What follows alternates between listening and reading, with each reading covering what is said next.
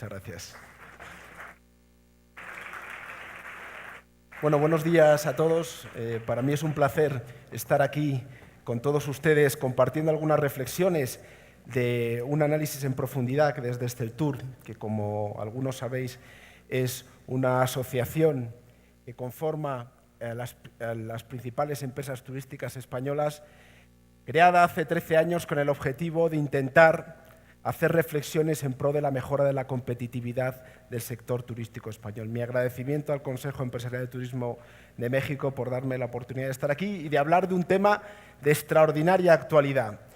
Realmente una tendencia que no para de crecer, porque esos turistas, esos millennials de los que nos hablaba Javier, están ávidos de buscar experiencias turísticas y además experiencias turísticas que las plataformas P2P, de las que voy a hablar, el ejemplo de lo que hemos analizado en España, les permite disfrutar de todo ello encima a precios muy atractivos. Bien, de cara a poder analizar esta tendencia y saber cuáles eran las implicaciones sobre el sector turístico español, en Exceltur pusimos en marcha un estudio en profundidad para conocer si realmente esto puede ser una amenaza o, sin embargo, puede ser una extraordinaria oportunidad y, por tanto, para saber qué es lo que teníamos que hacer para encajarlo en lo que es el modelo de sector turístico que queremos para el futuro por su mayor contribución económica y preservar los elementos de identidad territorial y de las sociedades locales. Lo que nos llevó a hacer el estudio es empezar a darnos cuenta, y en España hemos venido en los últimos años batiendo el número de llegadas de turistas, ese número del que hablábamos esta mañana, hasta niveles que este año vamos a volver a batir, próximos ya a los 70 millones de turistas, pero sin embargo en estos últimos años hemos visto que ese crecimiento de la llegada de turistas no se estaba traduciendo al mismo ritmo en crecimiento en ingresos. De hecho, el ingreso por cada llegada de turista extranjero que recibimos en España en estos últimos 4 años, según los datos de nuestro Banco Central, del Banco de España, se ha ido reduciendo. Y esto nos preocupaba. Cuando nos hemos ido a mirar qué nos dicen las estadísticas oficiales, buenas estadísticas de las que disponemos en España, pues lo que vemos es que en este periodo de los últimos 5 años lo que ha venido creciendo en España y, por tanto, lo que ha venido explicando ese fuerte aumento de la llegada de turistas son los perfiles que menos aportan desde el punto de vista de su gasto en destino. Clientes que a través de líneas aéreas low cost o clientes que alquilan habitaciones con gastos, según nuestras estadísticas, muy inferiores, un 30% inferiores a otros perfiles de turistas. Bien, y esto nos llevó a estudiar el fenómeno de la intermediación a través de plataformas P2P de servicios turísticos, fundamentalmente concentrada en el alquiler de viviendas, aunque todos sabemos que eso se extiende y hemos visto algún ejemplo esta mañana sobre el sector del transporte, incluso sobre el sector de la restauración también.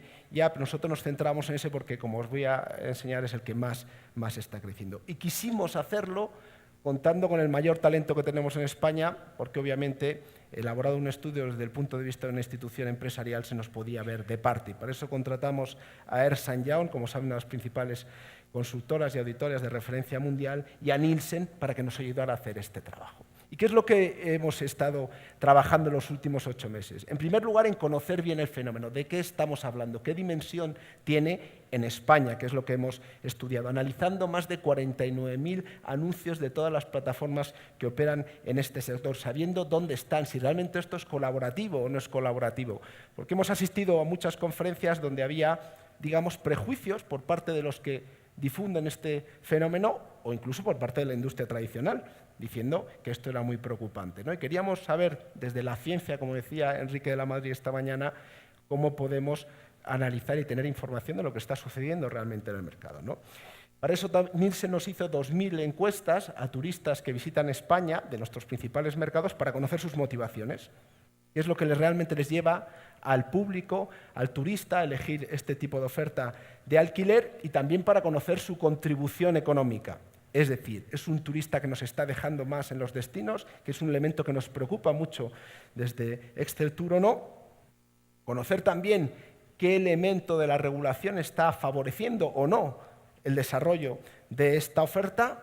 Conocer cuál es la opinión de las sociedades locales, porque en algunas zonas de España, muy focalizado en algunas ciudades como Barcelona, pues la sociedad local no empieza a ver todos los beneficios a este fenómeno y queríamos saberlo. Y por último, haciendo un benchmark internacional de cómo se está tratando en lugares del mundo. Bien, lo que voy a hacer en estos 10 minutos que me quedan es tratarles de resumir los elementos más importantes que en el caso de España hemos visto sobre este fenómeno.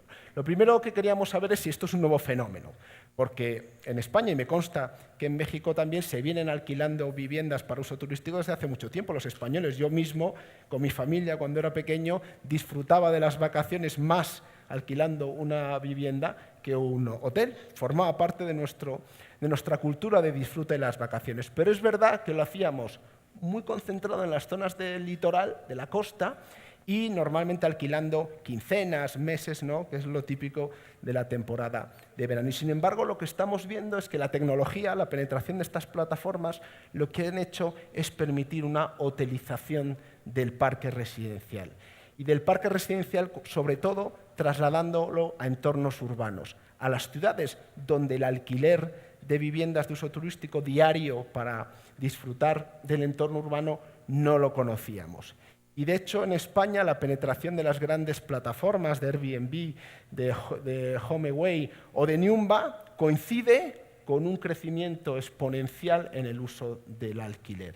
De hecho, como veis, solo en el año 2015 sigue creciendo un 12% y ha crecido un 49% en estos 4 años. Lo segundo que queríamos analizar es de qué estamos hablando, es decir, ¿esto es un elemento marginal en la oferta turística española o, sin embargo, ya cobra una importancia destacada? Y lo que hemos visto es que esto es un fenómeno ya desbordante en algunos destinos españoles. Para que se hagan una idea, ya hay 2,7 millones de plazas de alquiler con objetivo turístico en España, pero es que tenemos 2,4 millones de plazas reguladas, es decir, de plazas hoteleras, de plazas de campings, de plazas de turismo rural o incluso también de apartamentos que están regulados. Y esto es un fenómeno que no para de crecer y que está cada vez más gestionado por las plataformas. De esos 2,7 millones de plazas, según el análisis exhaustivo que hemos hecho en Internet, 1 millón ya están en las plataformas. Esto era en diciembre de 2014, cuando lo miramos. En julio de 2015 ya es 1.300.000 la penetración de unas plataformas que cada vez más son unas pocas las que controlan este fenómeno, ¿no? Y con un efecto muy destacado en grandes destinos españoles de los cuales ustedes conocen. Sin duda el más paradigmático es Barcelona. En media, en las 12 principales ciudades turísticas españolas, ya casi la mitad de la oferta son en ciudades, no en las zonas de costa. En ciudades ya casi la mitad de la oferta está compuesta por viviendas que se alquilan para turistas en estas plataformas. De hecho, hay ciudades como Barcelona, como Málaga, como Palma de Mallorca, como San Sebastián, donde la presencia supera incluso la oferta arreglada. El caso más importante es Barcelona, 137.000 plazas de apartamentos en plataformas frente a 78.000 plazas regladas, fundamentalmente hoteleras. Bien, lo que queríamos también analizar es, bueno, esto no tiene por qué ser malo en sí mismo, el hecho de que haya mucho de esta oferta. Lo que nos gustaría saber es qué contribución económica genera el perfil de los usuarios que la utilizan y si realmente son nuevos usuarios y, por tanto, estamos atrayendo otro perfil de clientes. Para ello hicimos una encuesta elaborada por Nielsen y nos encontramos con la siguiente fotografía. En términos de perfil, no hay diferencias significativas, hay un cierto rasgo más a población joven, pero no hay diferencias significativas ni por grupos de edad, ni por niveles de estudios, ni por niveles de renta, que son otros muchos gráficos que les podría enseñar. De hecho, respecto al mapa actitudinal, que esto es muy análisis de sociólogo, de la actitud de las personas frente a la vida, en azul oscuro de los que los que alquilan apartamentos, y en azul oscuro de los que utilizan normalmente la oferta arreglada, no hay grandes diferencias, lo cual nos hace llevar que realmente un perfil nuevo, novedoso, que esté incorporando al destino, no se está produciendo. Queríamos saber qué es la motivación fundamental de utilizar esta oferta, también para conocer qué es lo que estamos haciendo mal desde el punto de vista del sector turístico más tradicional, del sector turístico hotelero, ¿no? Bien, el elemento fundamental de elección del turista de este tipo de ofertas el precio. Hay una combinación que es muy difícil que el sector tradicional pueda ofrecer, que es un precio más barato y ofrecer un mayor espacio y además la capacidad de autoorganizarte las comidas, las cenas, los desayunos. Este es el elemento fundamental de atracción de este tipo de oferta. Es verdad que hay plataformas que dicen que las personas lo que queremos ahora es disfrutar de que hay un anfitrión, el dueño de la casa, que es el que nos acoge y que es el que nos muestra la ciudad. Bueno, pues nosotros cuando hemos preguntado a los clientes que recibimos en España, esto es solo un 6%. Fundamentalmente es precio, fundamentalmente disfrutar de un mayor espacio. Bien, y nos preguntamos también qué efectos puede tener en términos de contribución económica, porque también hemos escuchado que el cliente, que es verdad que le cuesta más barato, en España son 20 euros menos pagar por un alojamiento arreglado, hotelero fundamentalmente, respecto a un apartamento, 40 euros frente a 20 euros, pero que ese dinero que se ahorra se lo gasta en el destino. Bien, pues con 120.000 encuestas oficiales que hace nuestro Ministerio de Turismo, lo que hemos llegado a la conclusión es que eso no es cierto. Lo que se ahorra en el alojamiento no se lo acaba gastando en el destino, en compras, en ocio, etc. De hecho, hay una diferencia de casi 17 euros también. Pero no solo eso, sino que además en lo que se lo gasta, fundamentalmente son supermercados, el efecto derrama que se queda en el destino es mucho menor que el del cliente del alojamiento más tradicional, donde tiende más a gastar en restaurantes, en pequeñas tiendas de productores locales, ¿no? Con lo cual, al final, la contribución económica por cada plaza, por cada pernoctación de un turista que utiliza una u otra oferta, al menos en España, es un 84% de diferencia. No nos quedamos en la contribución económica, queríamos medir también qué sucedía en términos de empleo, porque obviamente, y lo podemos ver en este hotel, hay muchas personas implicadas en hacernos disfrutar de la estancia en el hotel en el que se celebra esta conferencia. Sin embargo, en un apartamento, lo que vimos en el análisis de esos 49.000 anuncios es que básicamente lo que se ofrece es la limpieza. Por tanto, el empleo asociado y la contribución social a esa ciudad, a ese destino donde se localiza es muy inferior. Pero no solo porque haya menos gente trabajando en el apartamento, sino porque el gasto, al ser menor, la contribución económica de los puestos de trabajo asociados a ese gasto también es menor. De hecho, hay una diferencia de 1 a 5. Por cada 100 plazas de alojamientos reglados se generan 53 empleos y por cada 100 plazas de apartamentos 9,8. En Europa sabéis que tenemos un problema de déficit público y, por tanto, el debate en términos de la contribución al sistema de bienestar y, por tanto, a las arcas públicas es muy relevante. Y lo que queríamos saber es si realmente la contribución fiscal de este tipo de oferta suplía o compensaba estas diferencias en términos de contribución económica. Al final lo que vimos es que, por un lado, el apartamento no paga IVA, porque en la legislación española en general y en la europea está sujeto al IVA, pero está exento de IVA porque respondía al alquiler entre particulares de larga estancia. Y por otro lado, que se mueve en general en un ámbito de economía sumergida. No hay grandes incentivos para declarar las rentas de lo que se obtiene, con lo cual, al menos en España, si eso se resolviera, seríamos capaces de generar 800 millones de euros más a las arcas públicas, un dinero, sin duda, muy, muy importante, en una situación de un país como España con déficit público. Bien, y queríamos saber cuál es el origen de esta situación de mercado. ¿Dónde está el hecho de que esta oferta se pueda comercializar más barata y encima se le pueda ofrecer al cliente unas mayores dimensiones en general? Bien, y para eso hicimos un análisis pormenorizado de toda la regulación. Y para que se hagan una idea, en España, para operar un hotel hay que cumplir más de 1000 requisitos legales que afectan desde el tamaño de las habitaciones, el espacio de parcela que hay que repercutir, que tiene en cuenta con los estándares de iluminación, hasta la intensidad de iluminación está regulada. Y sin embargo, en el caso de los apartamentos, en España tiene la potestad de regular nuestras regiones, nuestras comunidades autónomas, y solo hay 7 comunidades autónomas que lo tienen regulado y básicamente lo que se les pide es que haya un teléfono de asistencia, una placa que lo identifique, que haya unas hojitas de reclamaciones y no en todas las comunidades autónomas, que se mande la ficha de policía, que es preceptivo en todos los alojamientos por motivos de seguridad nacional, y el hecho que eso sí que están de acuerdo de prohibir de momento las habitaciones sueltas. Bien, pero esta legislación tan laxa, tan limitada, cuando hemos ido a ver al mercado si se está cumpliendo, nos hemos dado cuenta que no. El 25% de lo que se comercializa en esas 12 ciudades en España, 25% son habitaciones sueltas que en esas 7 legislaciones territoriales están explícitamente prohibidas. 25.000. Perdón, 24%, 75.000 plazas. En Barcelona está permitido el alquiler de viviendas. Te tienes que registrar y lo puedes alquilar la vivienda. Solo se registra el 10% de la oferta que hemos visto.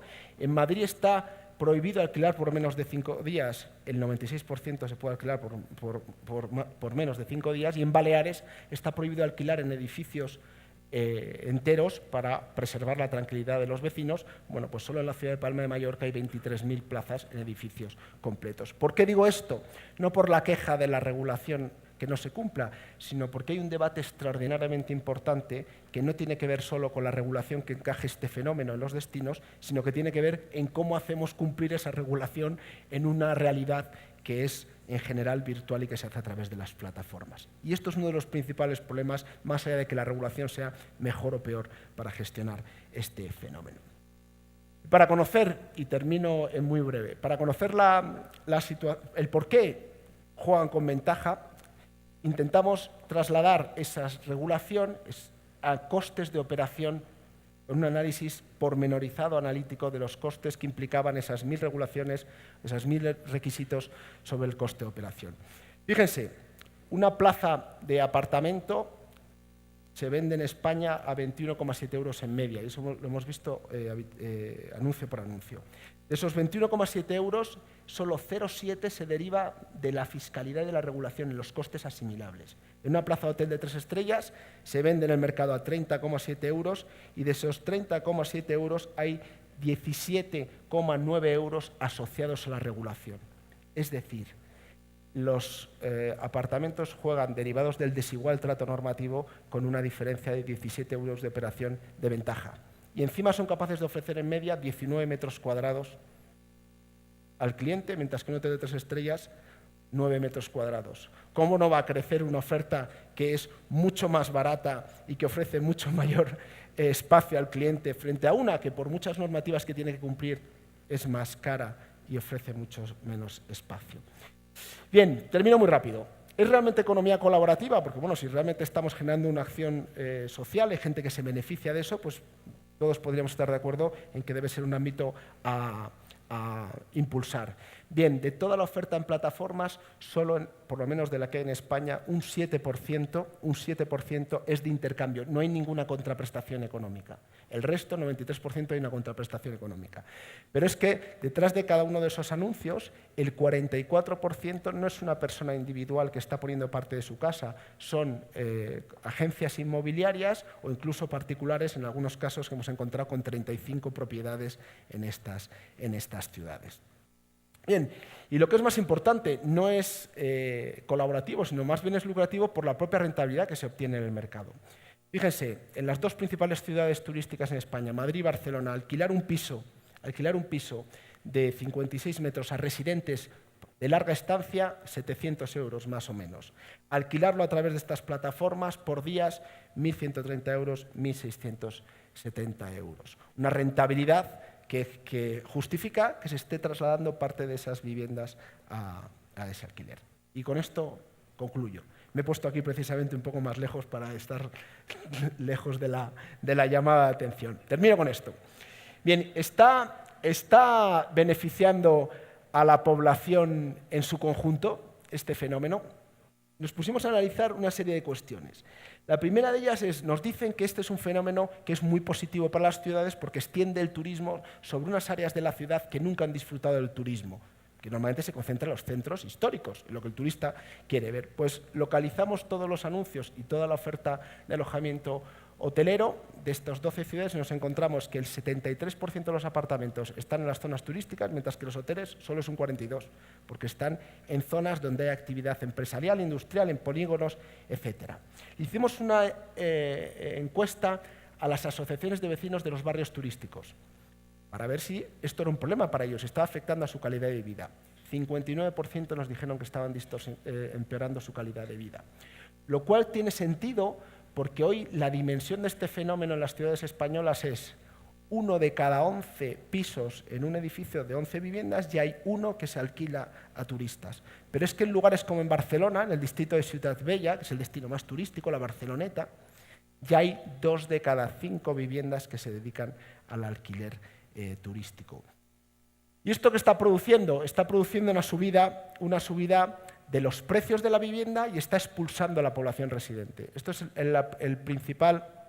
la principal preocupación de los urbanistas americanos a la hora de controlar este fenómeno. Y es que están desplazando a los residentes de los centros históricos y de los centros que dan vida a las ciudades. En Ciutat Vella crece un 24% el precio de la vivienda y cae la población un 3,6% en los últimos años. ¿Cómo esto es posible sin este fenómeno? Y por último, y ahora sí que acabo, está generando una serie de problemas a los vecinos, según nos transmiten en esa encuesta. Problemas de ruidos, problemas de necesidad de limpieza, etc.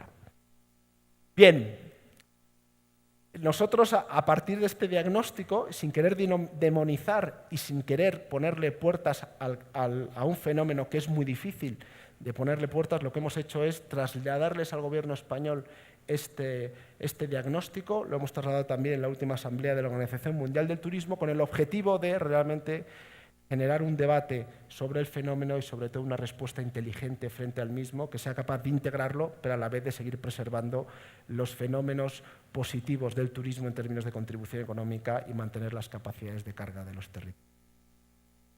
Es un estudio muy denso, el que quiera lo puede ver en nuestra página web. Muchas gracias y buenos días.